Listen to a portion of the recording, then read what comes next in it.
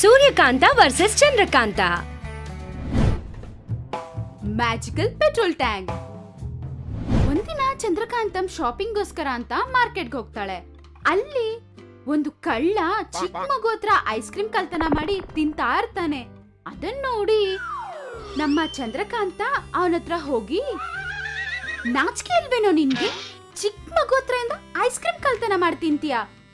ನಿಂದು ಒಂದ್ ಬದುಕೇನಾ? ಬುಜ್ಜುಕ್ಕಿ ಬುಜ್ಜುಕ್ಕಿ, ಸಾರಿ ರೀ, ನಾ ಜಸ್ಟ್ ಟೇಸ್ಟ್ ಮಾಡಿದ್ದು ಅಷ್ಟೇ. ಬುಜ್ಕಿ ಬುಜ್ಕಿನ ಈ ಮಾತು ಎಲ್ಲೋ ಕೇಳ್ದಂಗಿದ್ಯೇ. ಬುಜ್ಜುಕ್ಕಿ ಬುಜ್ಜುಕ್ಕಿ ಅಕ್ಕ, ನಾನಕ್ಕ ಅವತಾರನು ಕಂಡಿಡ್ದಿಲ್ವಾ? ಏನ್ ಫ್ರೆಂಡ್ಸ್, ನೀವ್ ಸಹ ನನ್ನ ಕಂಡಿಡ್ದಿಲ್ವಾ? ಆದ್ರೆ ಕೆಳಗಿರೋ ಲಿಂಕ್ ಕ್ಲಿಕ್ ಮಾಡಿ ನಾನಿರೋ ವಿಡಿಯೋನ ನೋಡ್ಬಿಟ್ಟು ನಾನ್ ಯಾರಂತ ಕಂಡಿಡೀರಿ. ಜ್ಞಾಪಕ ಬಂತು. ಹೆಂಗಿದ್ಯೋ ತಮ್ಮ? ಹೆಂಗಿದ್ಯಾ ಅಂದ್ರೆ ಏನ್ ಹೇಳೋದಕ್ಕ, ಟೈಮೇ ಸರಿ ಇಲ್ಲ ಅಕ್ಕ. ಪೆಟ್ರೋಲ್ ಕಾಸ್ಟ್ ಜಾಸ್ತಿ ಆಗ್ತಿರೋದ್ರಿಂದ ಎಲ್ಲಾರು ಅವ್ರ ಗಾಡಿ ಪೆಟ್ರೋಲ್ ಟ್ಯಾಂಕ್ಗೆ ಲಾಕ್ ಹಾಕಿಡ್ತಿದ್ದಾರೆ. ಏನ್ ಮಾಡೋದ್ ಹೇಳಕ್ಕ? ಚಿಕ್ಕ ಚಿಕ್ಕ ಕಳ್ತನ ಮಾಡ್ಕೊಂಡು ಹೆಂಗೋ ಬದುಕ್ತಿದೀನಿ. ಆದ್ರೆ ಅಕ್ಕ, ಪೆಟ್ರೋಲ್ ಮಾತ್ರ ಒಳ್ಳೆ ಡಿಮ್ಯಾಂಡ್ ಅಲ್ಲಿದೆ.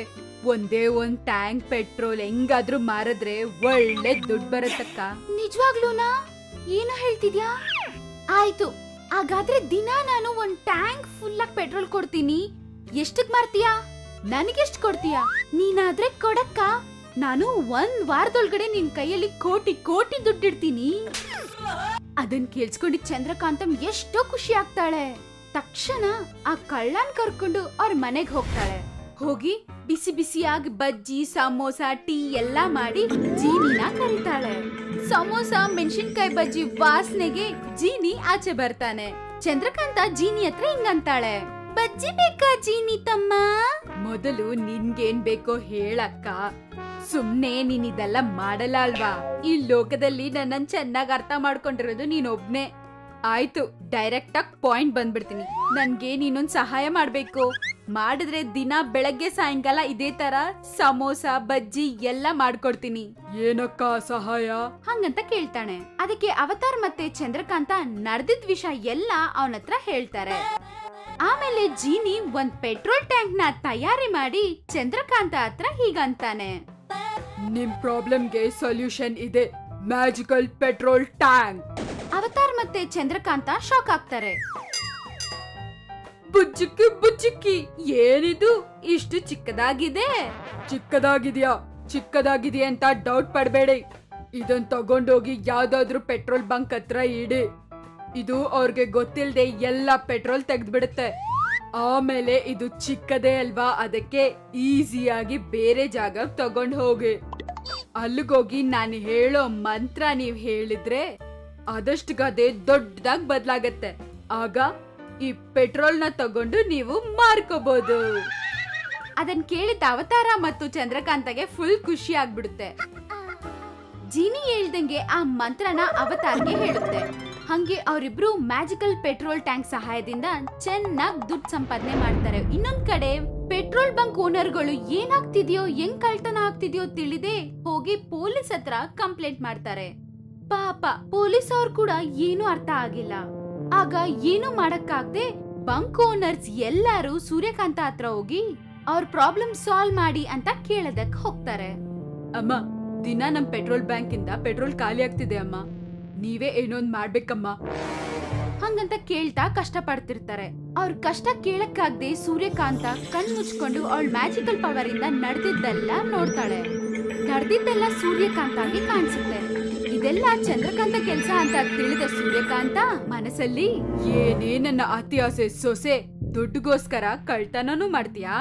ಹೇಳ್ತೀನಿ ನಿನ್ ಕತೆ. ಬಂಕ್ ಓನರ್ ಹತ್ರ ಏನ್ ನಡೀತೋ ನನ್ಗೆಲ್ಲ ಚೆನ್ನಾಗ್ ತಿಳಿತು. ನೀವು ಏನ್ ಚಿಂತೆ ಮಾಡ್ಬೇಡಿ, ನಾನ್ ನೋಡ್ಕೋತೀನಿ ಹಂಗಂತ ಹೇಳಿ ಅವಳನ್ನ ಕಳಿಸ್ಬಿಡ್ತಾಳೆ.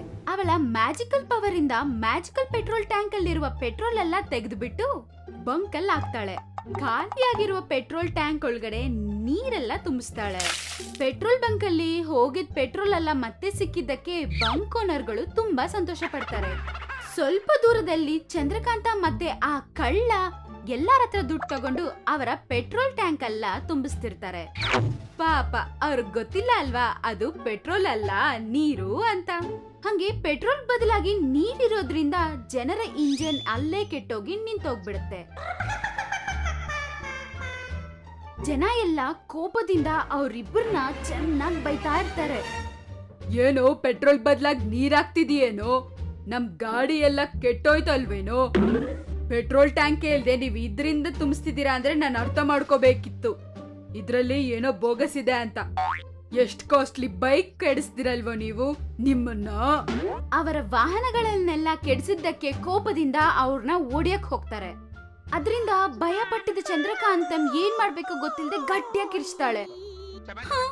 ಏನಪ್ಪ ಹಿಂಗಾಯ್ತಲ್ವಾ, ಅಯ್ಯೋ ಈಗ ಏನ್ ಮಾಡೋದು, ಇವರೆಲ್ಲ ಹೊಡಿತಾರೇನೋ, ಅಯ್ಯೋ ದೇವ್ರೆ ಯಾರಾದ್ರೂ ಕಾಪಾಡಿ, ಯಾರಾದ್ರೂ ಕಾಪಾಡಿ.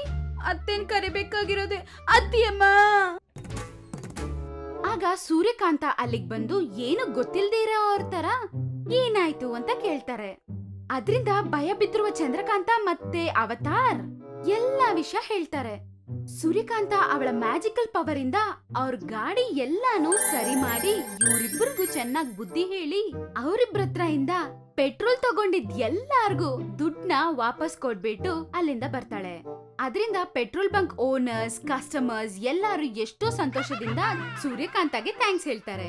ಸೂರ್ಯಕಾಂತ ಅವರಿಬ್ಬರನ್ನ ಗಟ್ಟಿಯಾಗಿ ಬೈದು 1 ಅವರ್ ಇಬ್ರಿಗೂ ಲೆಕ್ಚರ್ ಕೊಡ್ತಾಳೆ. ಅದರಿಂದ ಅವತಾರ್ ಮತ್ತೆ ಚಂದ್ರಕಾಂತ ಕಷ್ಟ ಪಡ್ತಾ ಮನೆಗೆ ಹೋಗ್ತಾ ಇರ್ತಾರೆ. ಚಂದ್ರಕಾಂತ ಅವತಾರ್ ಹತ್ರ ಚೆನ್ನಾಗಿ ಕೋಟಿ ಕೋಟಿ ಸಂಪಾದನೆ ಮಾಡ್ತಿದ್ವಿ, ಪ್ಲಾನ್ ಎಲ್ಲ ರಿವರ್ಸ್ ಆಯ್ತು.